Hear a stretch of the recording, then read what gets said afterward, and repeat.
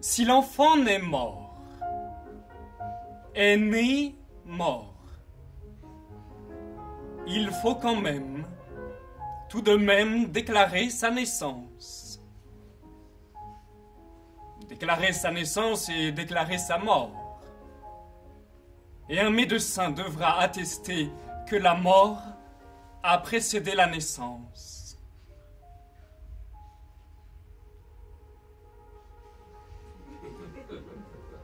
Ainsi que cela commence. Si l'enfant naît vivant, est né vivant, si l'enfant est vivant, il arrive parfois que cela arrive. Si l'enfant naît vivant, sa naissance doit être déclarée à la mairie du lieu où la mère a accouché.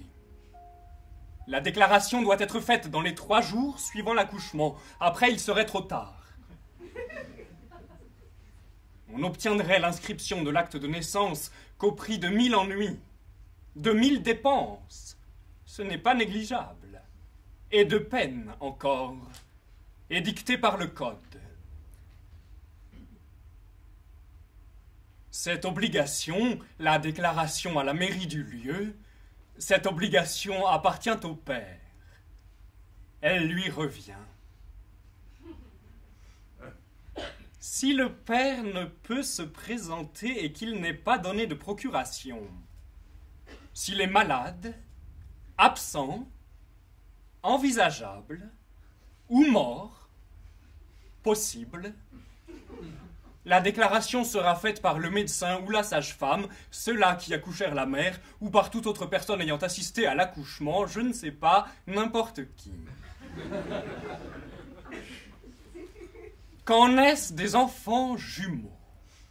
Lorsqu'il y a des enfants jumeaux, si des enfants naissent jumeaux et que tous deux restent vivants, on doit faire connaître l'ordre dans lequel ils sont nés, afin qu'on puisse établir quel est l'aîné.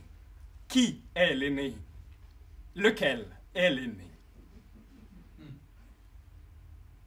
S'il arrivait à quelqu'un de trouver un enfant nouveau-né, comme ça, je ne sais pas, n'importe où, dans la rue, Saint-Vincent-de-Paul, il devrait en faire la déclaration immédiatement, que l'enfant soit né mort, vivant ou jumeau, à double titre. Même histoire, pas d'autre méthode.